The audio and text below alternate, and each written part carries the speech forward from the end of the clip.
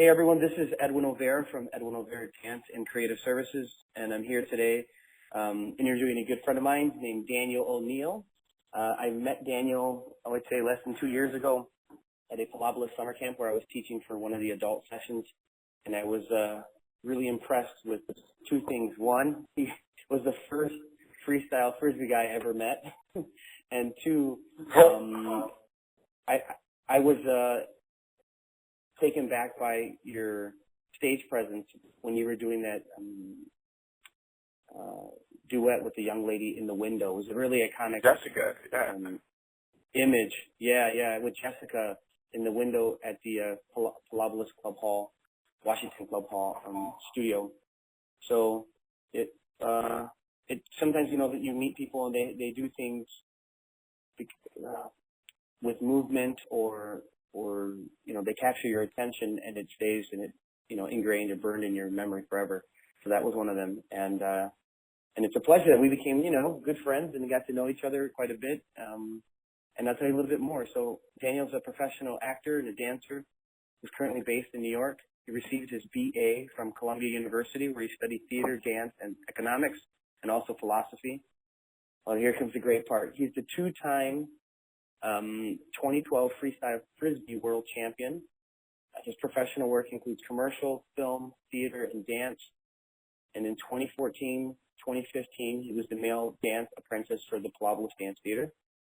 He learned over 8 dances from the Pilobolus repertory. He performed internationally in Rome and Sanremo, Italy, and he was featured in a film conceived by the Microsoft co-founder Paul Allen and directed by Lee Hirsch. If I'm saying his name correctly, I apologize. Not. Lee Hirsch, yep.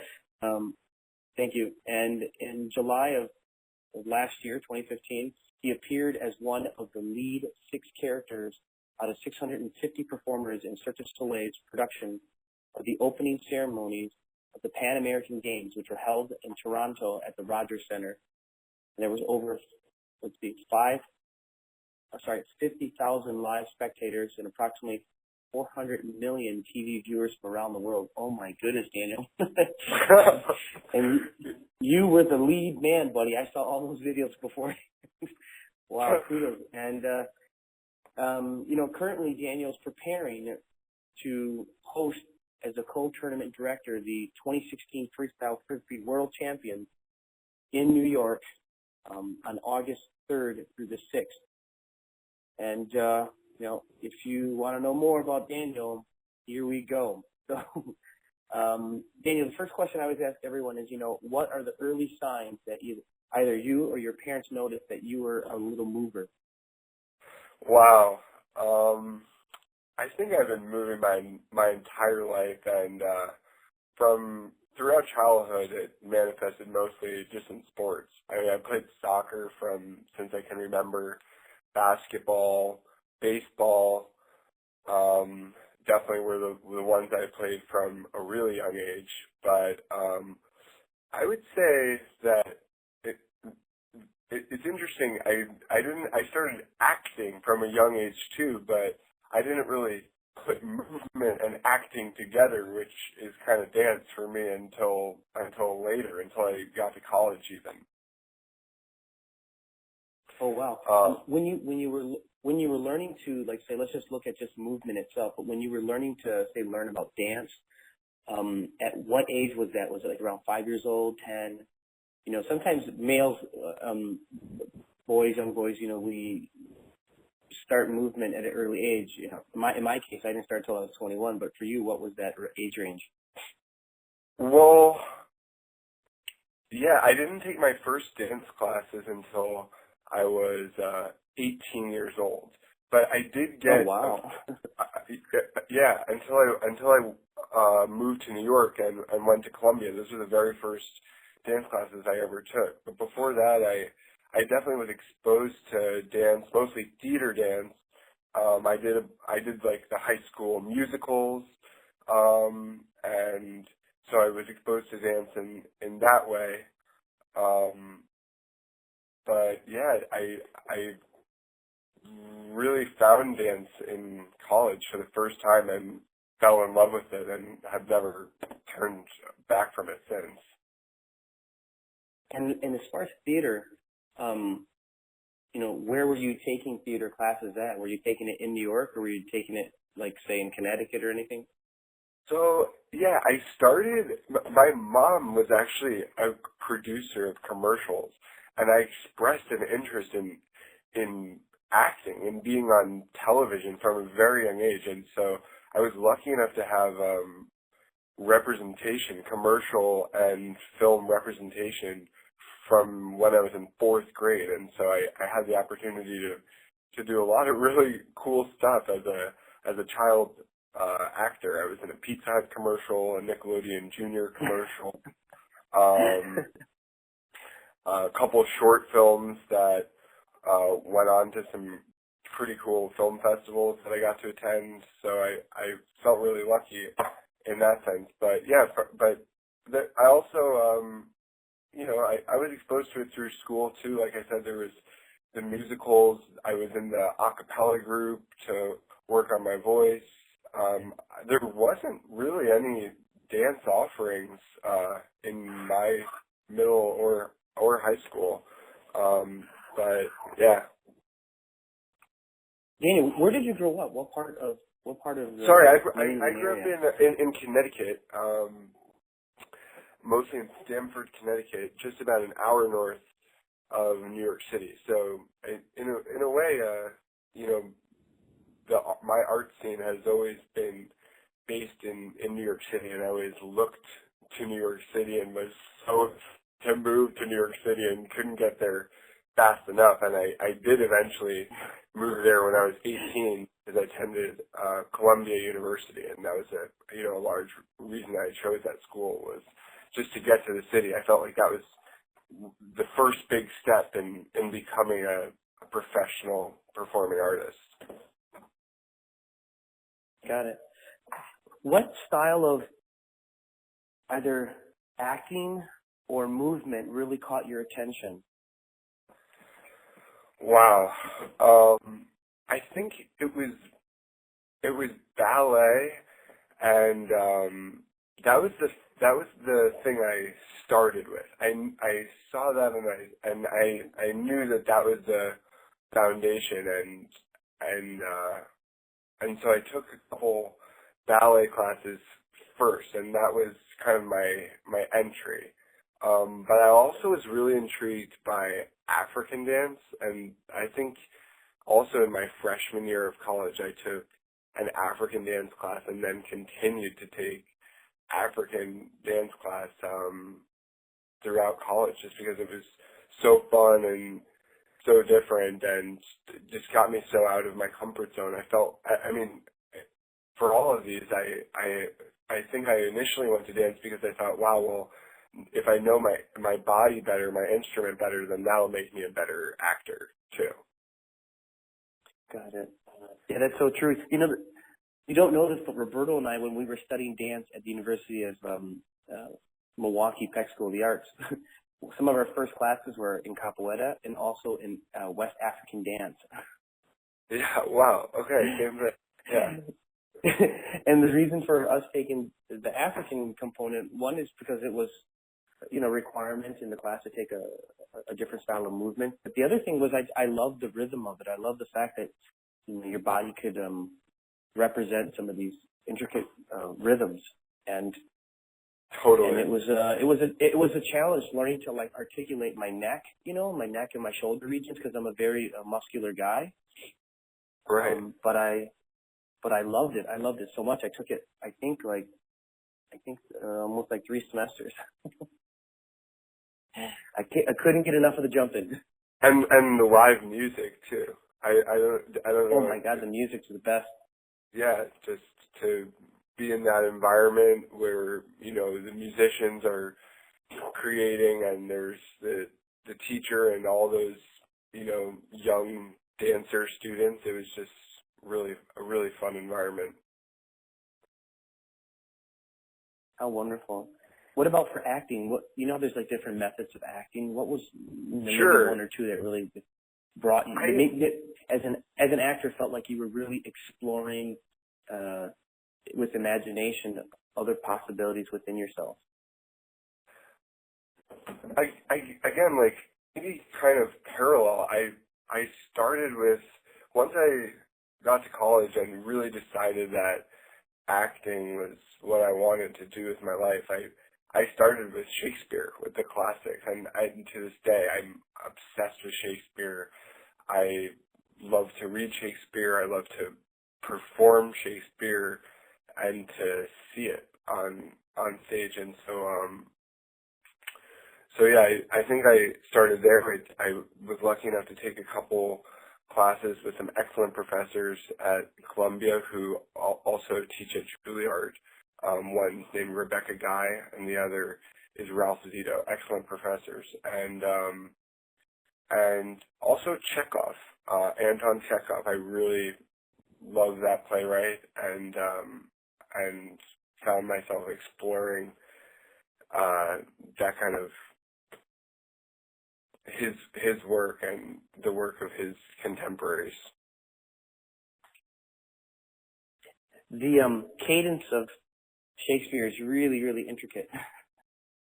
Yeah, it's kind of like African dance.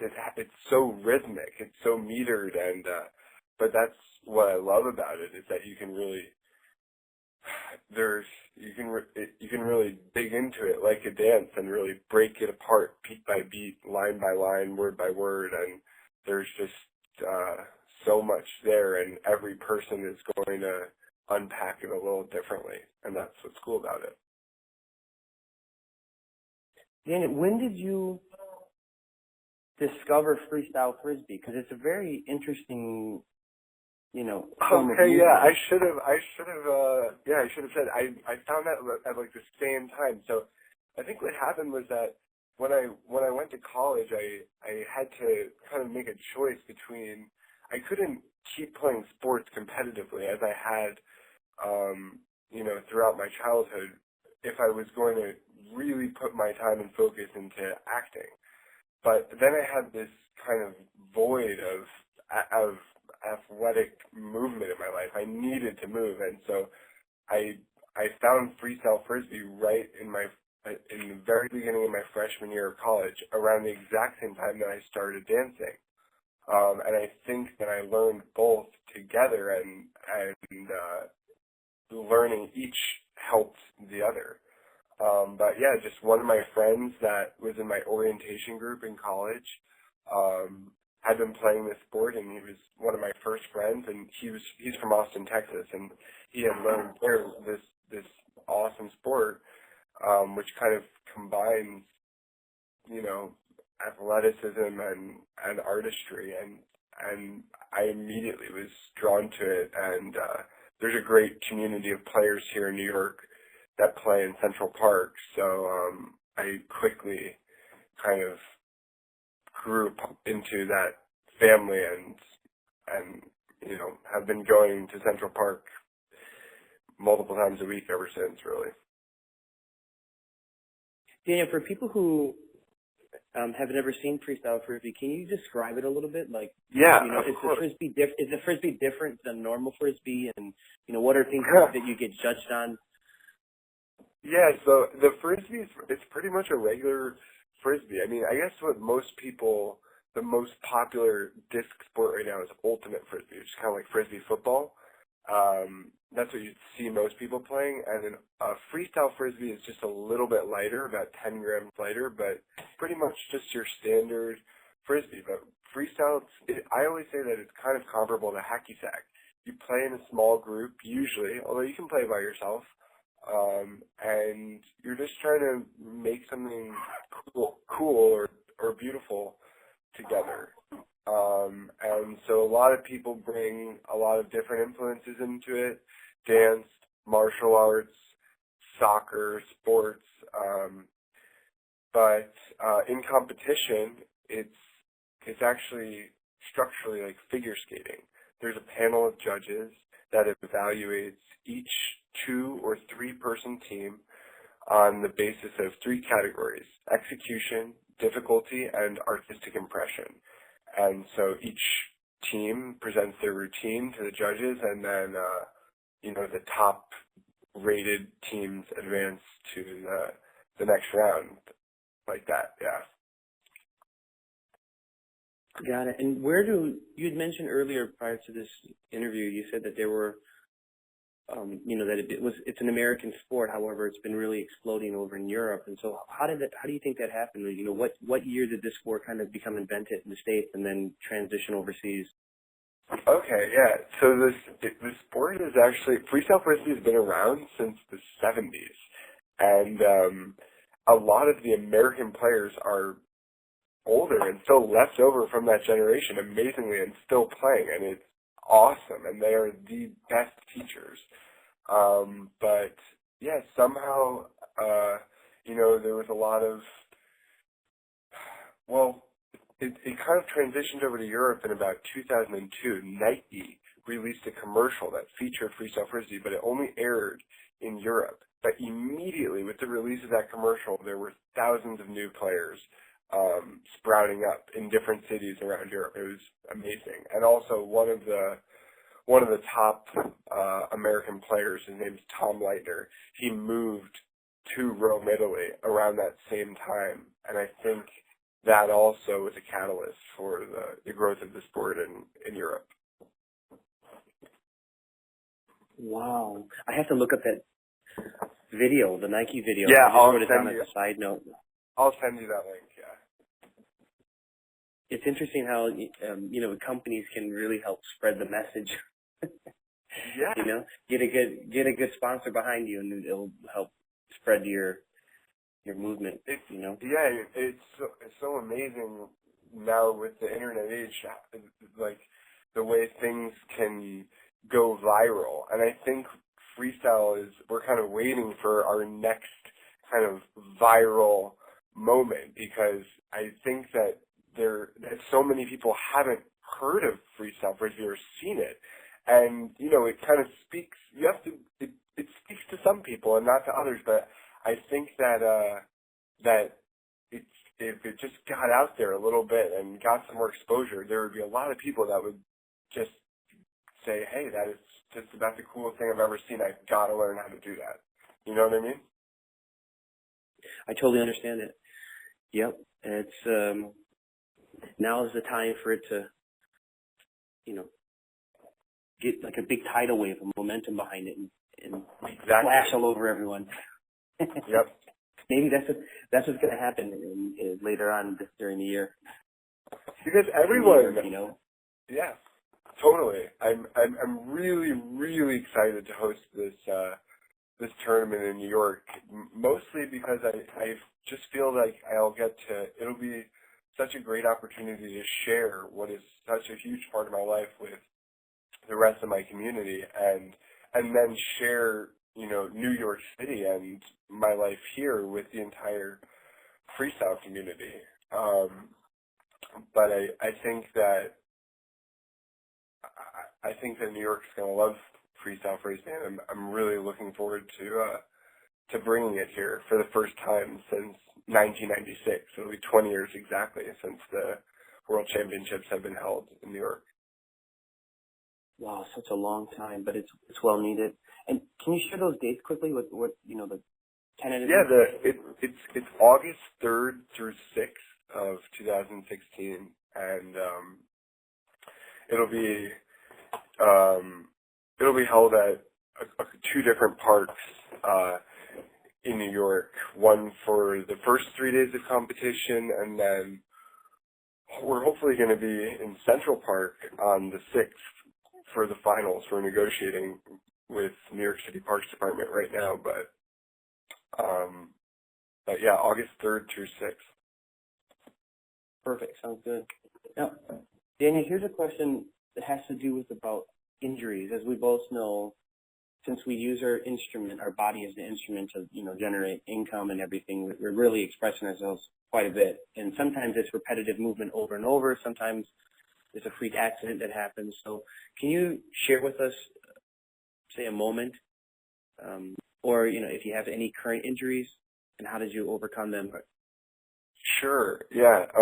I'm knocking on wood over here. I've been lucky enough to never I've never had a broken bone, and I've never had a really serious injury. But the couple that come to my mind are my ankle. I work in restaurants on the side. That's kind of, in between gigs. That's how I'm kind of getting my income. I work as a server and a bartender. And one time just at my restaurant going down the kind of slippery stairs, I just rolled over my ankle. And this was maybe 3 weeks before I was supposed to go to Montreal to begin my creation process for the Pan American Games opening ceremony. And I was mortified because it swole up, it got really swollen, and so what I did to recover from that was obviously rest it. I took off a couple weeks from my restaurant job, and that hurts financially. Geez, in New York, I mean, to take a week off work is kind of a hit financially, but it was worth it because taking that rest for those couple weeks before, I was really smart about it, and I always wrapped it up during my rehearsals with Cirque, and now I actually couldn't even remember. I can't even remember which ankle it was. So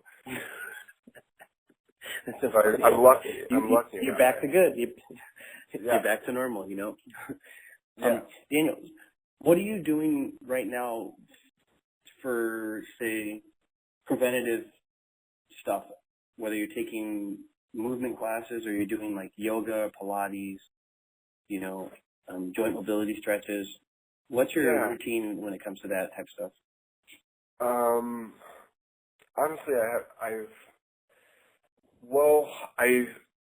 I would say one thing is, I mean, my best defense is a good offense. I don't know if that makes sense, but I always stay busy and make sure that I'm doing something active with my body every single day. And in New York, for me, often that's biking. I take my bike as my primary method of transportation. I bike to work every day, which is about a 30-minute bike ride, and pretty much everywhere I go. And so I try and make sure I stretch before and after that. But you'd be surprised working in a restaurant. You're on your feet all day, and so that keeps me active and keeps me strong. And other than that, I try and get in the gym, do calisthenics, push-ups and sit-ups, stretch, rest my body, and honestly, I'm looking forward to doing some more different types of training in 2016 to really strengthen and mobilize my body better. What would that type of movement be then? Excuse me? What type of movement are you interested in pursuing? Are you like trying to learn MMA stuff? Are you trying to learn, more of the extreme calisthenics, or do you want to, do partnering? I definitely want to take more gymnastics. I think as an actor and a dancer today, it's just, those are really great transferable skills, just to be able to do basic tumbling, handsprings, front flips, etc.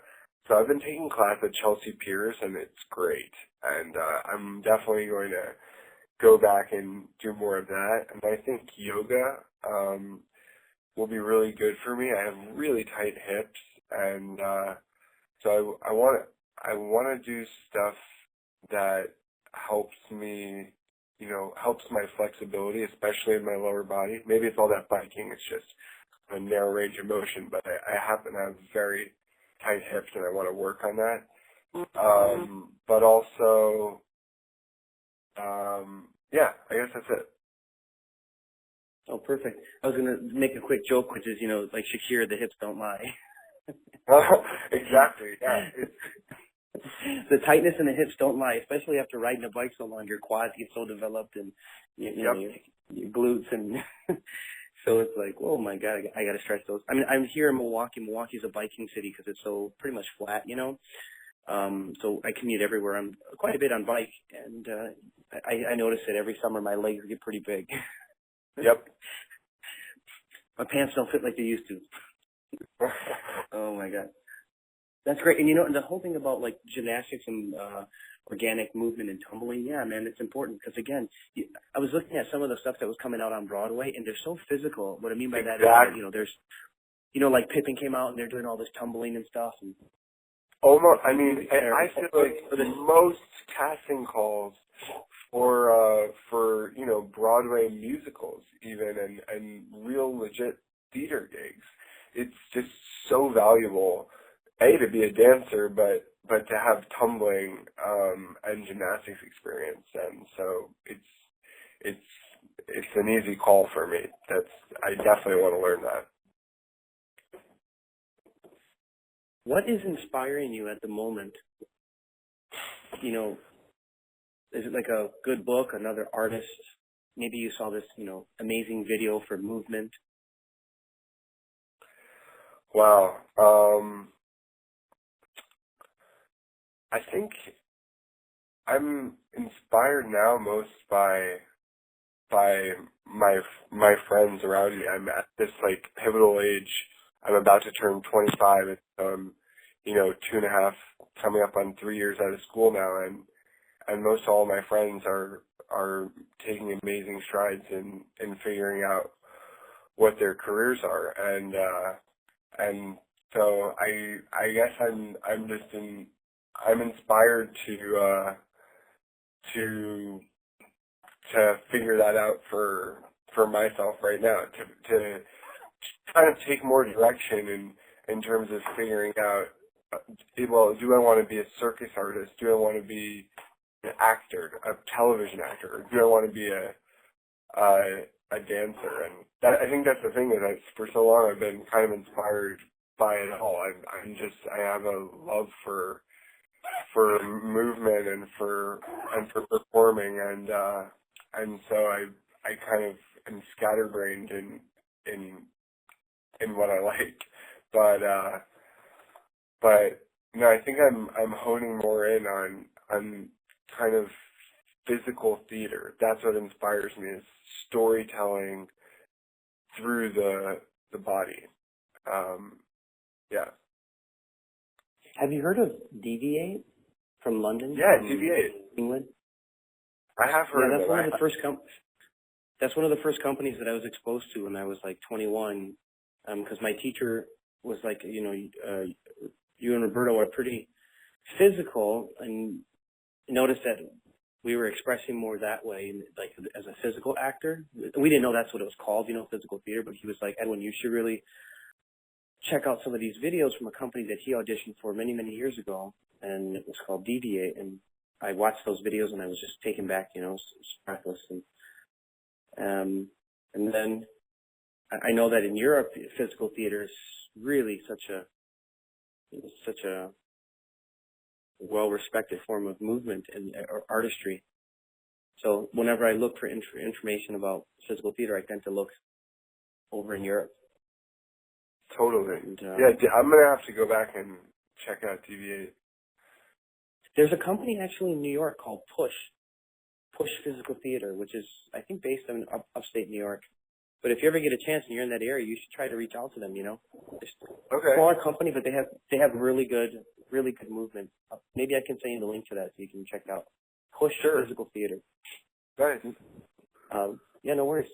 What's a current collaboration that you have coming up, say within the next like 2 or 3 months?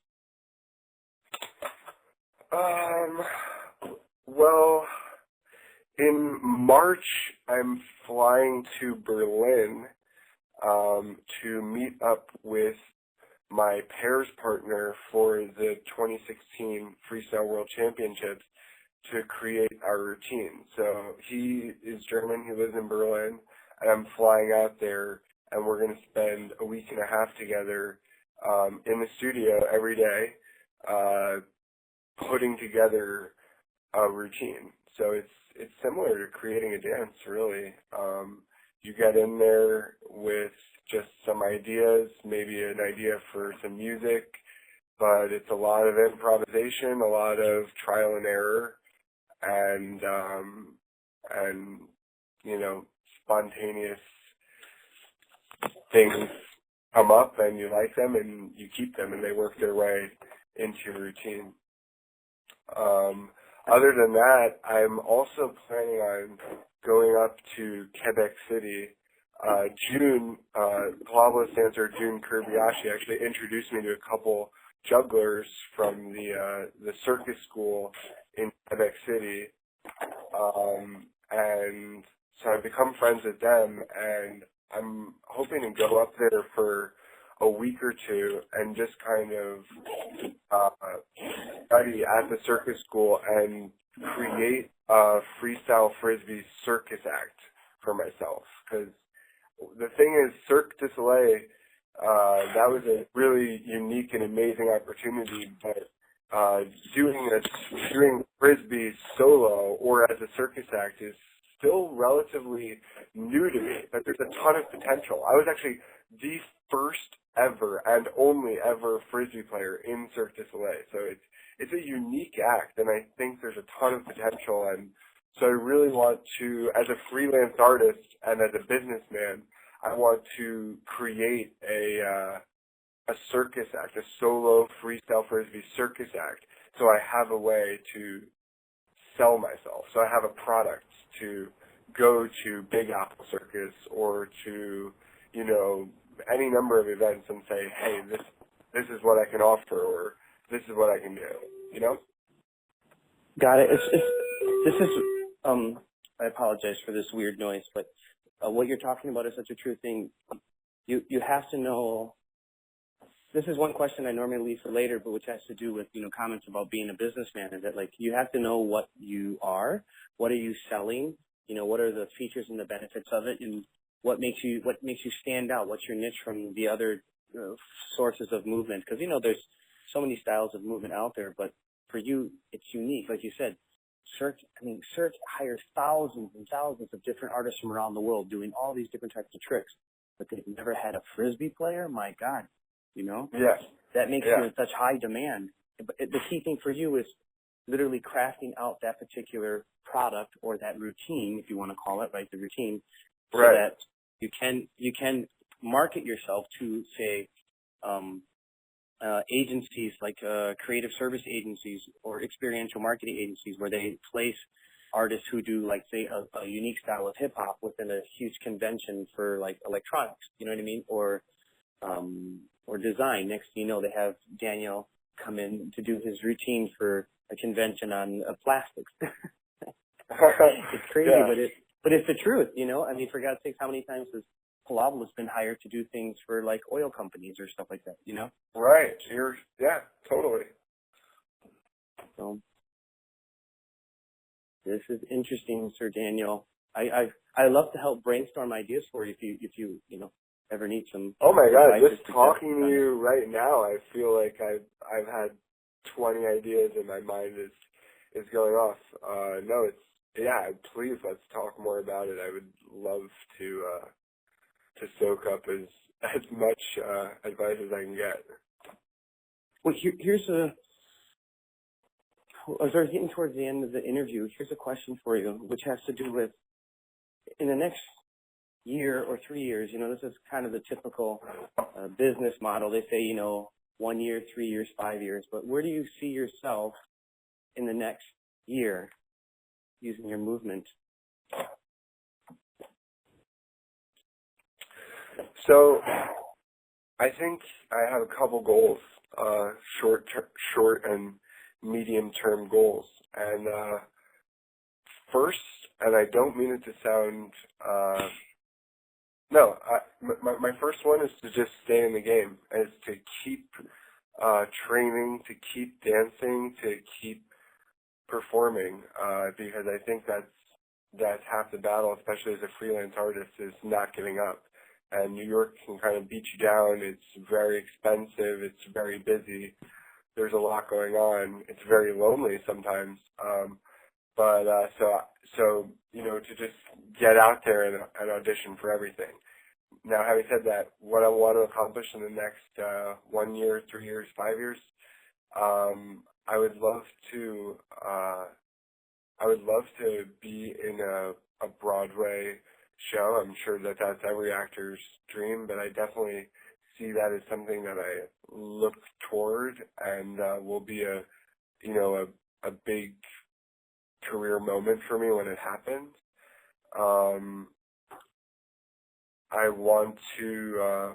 I've always thought about going to graduate school in acting, and I definitely haven't counted that out. I actually applied and even got to the final callbacks when I was first getting out of college for a couple MFA graduate acting programs, and I think that kind of deep level of training in acting, straight acting specifically, is something that I really crave. So I wouldn't be surprised if I applied again to graduate school in the next couple years. The beautiful thing about doing that, well, here's two things that I'll say. First of all, when somebody asks you to kind of almost predict your future, it's really interesting how, because of the fact that you're actually vocalizing it and putting conscious effort into like seeing what that reality is going to be, it slowly starts laying down the pavement for you to walk that route so that you can become that particular person. You know, it's the weirdest thing. It's like the more you hear yourself with confidence saying, yeah, I'm going to go do that, it actually starts happening because you're putting the mental effort, which then becomes the physical effort. Then the other thing is this. There's nothing better than a person thinking, how am I going to take this craft and possibly get a degree from it? Because the option of other doors opening up. You know, what happens is your body gives out, yet but your mind and your philosophies and your concepts can be applied over to students. You know, it's a great transition into being a mentor or a teacher to others who are younger than you. You know, but still who have that raw talent and the passion and the drive. You can guide them. Obviously, not right now. Hopefully, you don't want to do that too soon. You know, you want to, like you said, keep it alive, keep being that artist actively in New York, especially that massive city. But, you know, when the time comes, you know. Absolutely, yeah. Daniel, what are a couple ways that people can reach out to you on, say, social media? Well, I have a Facebook page that you're happy to, anyone can message me on. There's also the Facebook page for the 2016 Freestyle Frisbee World Championships. I think that's what it's called exactly. If you're interested in that, if you want to learn more about that or get involved in any way, you can reach out to me there.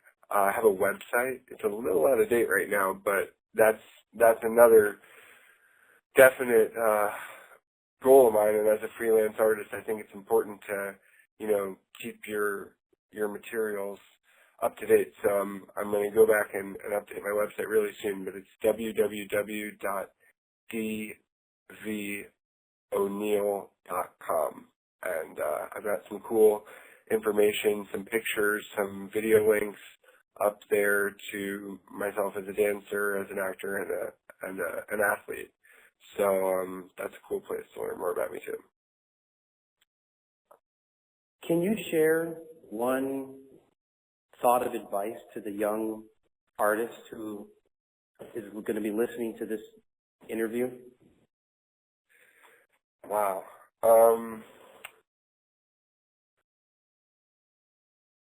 I guess my biggest piece of advice for a young artist is to have a lot of confidence, you know, love yourself and believe in yourself, and work really hard and don't look back, and just trust that it's gonna pay off and that things get better and artists grow. That's so true and very wonderful. Daniel, thank you so much for your time, and I look forward to seeing you, first of all, on the East Coast and at that tournament. Yeah. Like I mentioned, I'm supposed to be out there during that time frame, so I would love to really see your no matter what, language of movement. Yeah. I'm sure I'll be up in Washington visiting Pilobolus over the summer, so I'm sure I'll see you there anyway. But no, it'd be great to have you at the tournament. And wow, it's been such a pleasure talking with you and learning from you today and over the past couple of years that I've known you. So thank you so much, Edwin. You're welcome, Daniel. Thanks for your time, and I look forward to connecting with you soon. All right. Talk to you soon, Edwin. Bye. Well. Hey everyone, this is Edwin O'Vera from Edwin O'Vera Dance and Creative Services. And in this particular video, I'm going to show you guys how to make a simple and effective shadow puppetry show using everyday items such as do-do-do and your iPhone.